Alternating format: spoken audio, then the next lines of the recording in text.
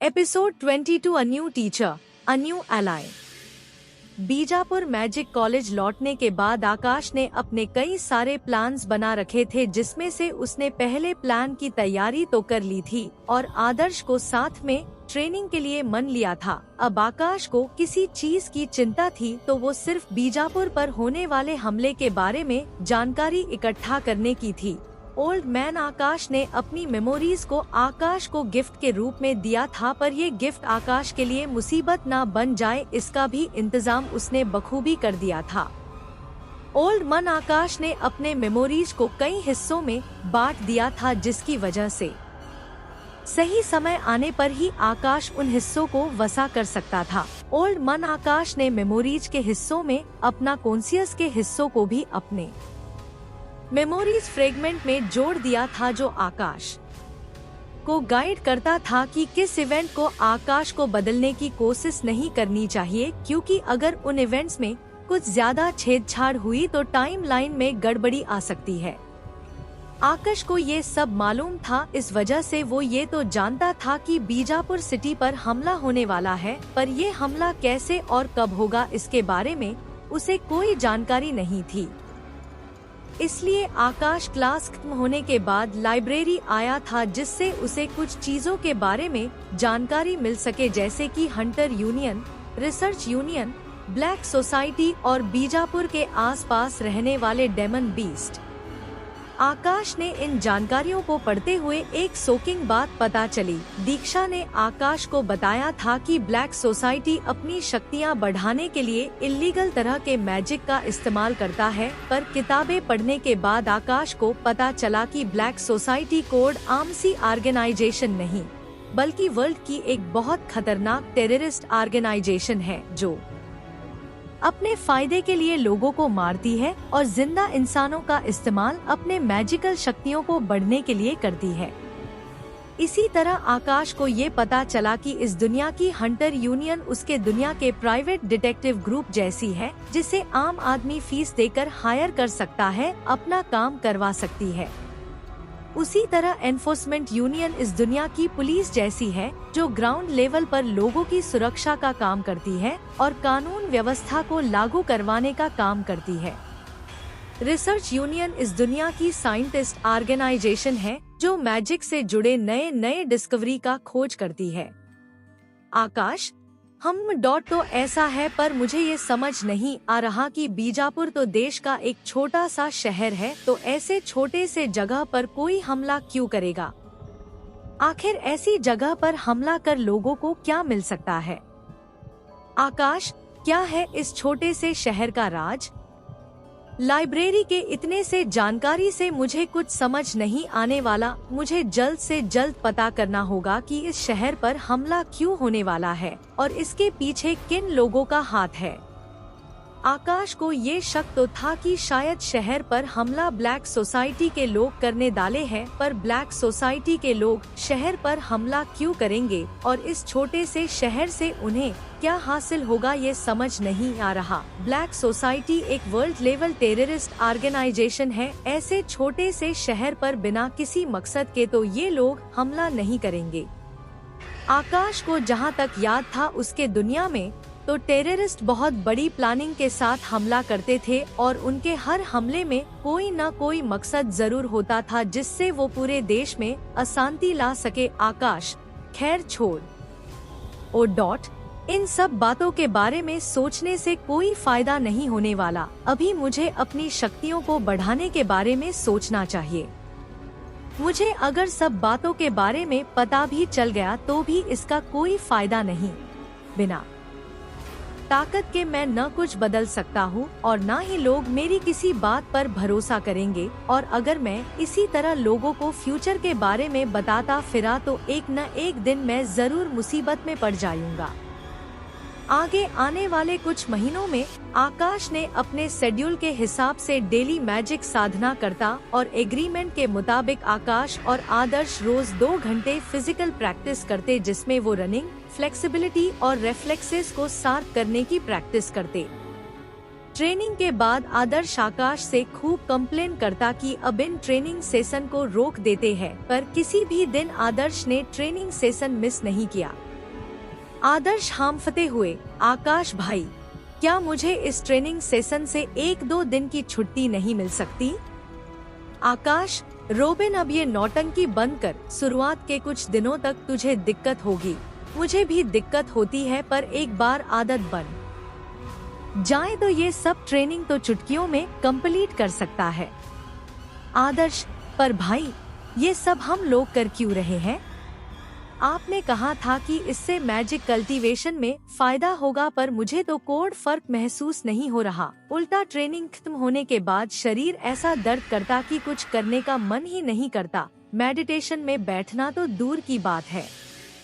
आकाश ने आदर्श को घूर के देखा। रोबिन, तुझे मुझ पर भरोसा नहीं?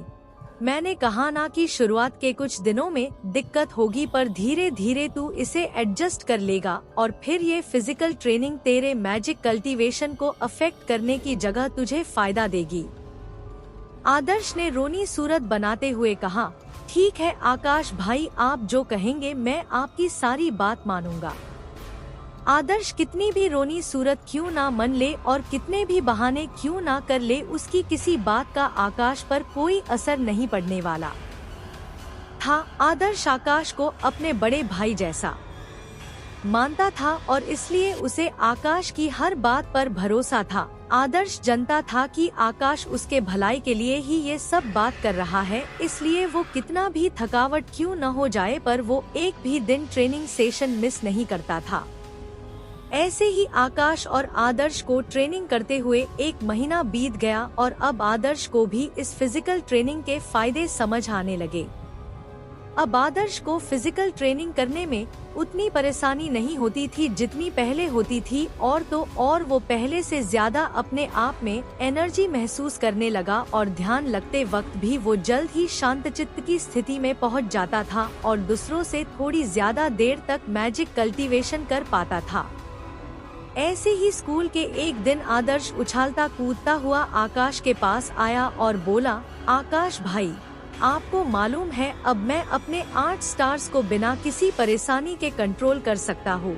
इसके लिए आपका शुक्रिया। आप अगर ना होते तो मुझे लगता है कि मुझे 8वें स्टार्स को कंट्रोल करने में आधे महीना का समय और लगता। आपने सही कहा था, फिजिकल ट्रेनिंग से सचमुच में मुझे काफी हेल्प मिली है। अब बस 1 स्टार और उसके बाद मैं विंड मैजिक का यूज कर हवा में उड़ पाऊंगा।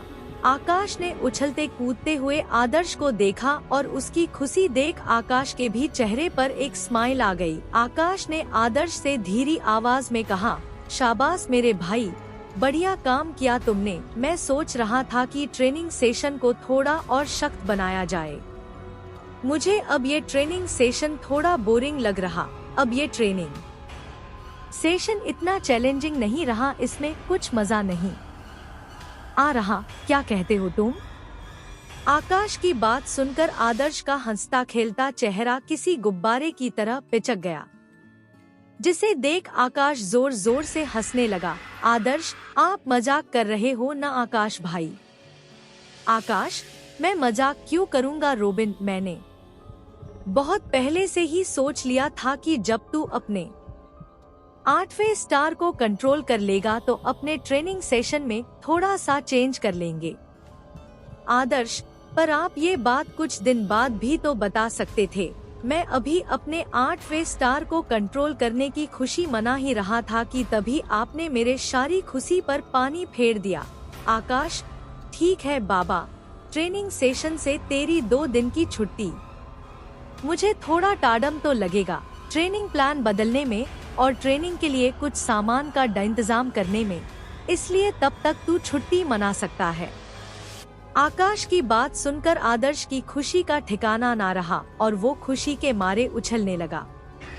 आदर्श, सच में आकाश भाई, आप ग्रेट हो। ये 2 दिन की छुट्टी, 2 दिन की छुट्टी। आदर्श को ऐसे उछालता कूदते और ऐसे चिल्लाते हुए देख आसपास के स्टूडेंट उसे ऐसे देखने लगे मानो कोड पागल खाने से भागे हुए पागल को देख रहे हो। आकाश, अब ये उछालना कूदना बंद कर, तुझे मेरी सामान जुटाने में मदद करनी होगी, ऐसे ही तुझे छुट्टियां नहीं मिल रही। आदर्श, ठीक है आकाश भाड़, मैं आपकी सामान जुटाने में मदद करूंगा। वैसे आकाश भाड़, क्या आपको पता है कि क्लास में एक नई टीचर आने वाली है? सुना है नई टीचर बहुत सुंदर है और क्लास में बहुत सारे लोग उन्हीं की बात कर रहे। आशा करता हूँ कि नई टीचर के लेक्चर सुनकर मुझे नींद न आने लगे। आकाश, जानता हूँ, तू चिंता मत कर, नई टीचर बहुत अच्छी है और उनसे तुमको बहुत कुछ सीखने को मिलेगा। आदर्श, आपको कैसे पता? क्या आपने देखा है नई टीचर को?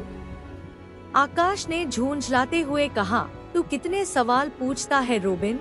नई टीचर जब आएंगी तो तुझे पता चल ही जाएगा कि वो कैसा पढ़ाती है।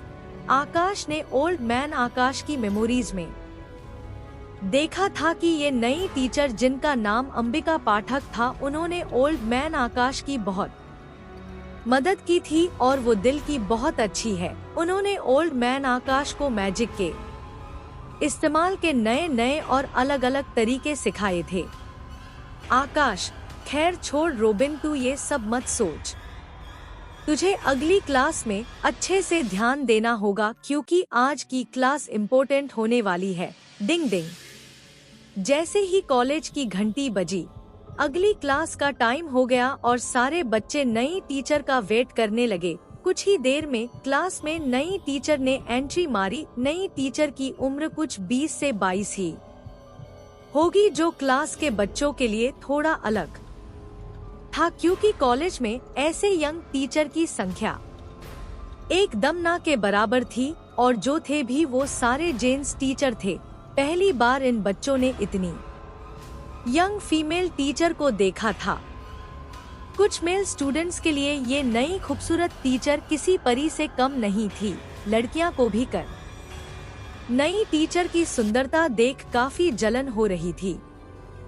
क्लास में आते ही टीचर ने मीठी आवाज में कहा, गुड मॉर्निंग क्लास, मेरा नाम अंबिका पाठक है और मैं आज से आप लोगों की प्रैक्टिकल मैजिक की क्लास लिया करेंगी। मैंने अभी अभी बीजापुर मैजिक कॉलेज ज्वाइन किया है और आपके पुराने टीचर के कॉलेज छोड़ने के कारण मैं आज से आपकी क्लास लिया करूंगी। इस कॉलेज में ये मेरी पहली क्लास है और मैं आशा करती हूँ कि आप सब मन लगाकर मैजिक की पढ़ाई करेंगे। अंबिका मैम की आवाज बहुत तेज नहीं थी, पर अंबिका मैम की मीठी आवाज ने क्लास के हर बच्चे को अपनी तरफ आकर्षित कर लिया। ज्यादातर क्लास में शरारत करने और टीचर की बात ना सुनने वाले बदमाश बच्चे भी ध्यान लगाकर टीचर की बात सुन रहे थे। आकाश को थोड़ा अजीब लग रहा था। आकाश को पहले से ही पता था अंबिका मैम कौन है और ओल्ड मैन आकाश के लाइफ में वो कितना ज्यादा महत्व रखती है। ओल्ड मैन आकाश के ही लिए अंबिका मैम किसी बड़ी बहन की तरह थी जो हर एक मुश्किल वक्त में आकाश का पूरे मन से साथ देती थी। पर अंबिका मैम की खूबसूरती देख आकाश को समझ नहीं आ रहा था कि उनसे कैसे बात करे या फिर उसे उनसे क्या बात करनी चाहिए। तो क्या साइंस मैन अंबिका मैम आकाश की मदद करेंगी? क्या बदलाव होगा आकाश के लाइफ में अंबिका मैम के आ जाने के बाद? जानने के लिए पढ़ते रहिए demon king of magical world केवल Darwin Sahu Aryan RJ DK channel पर।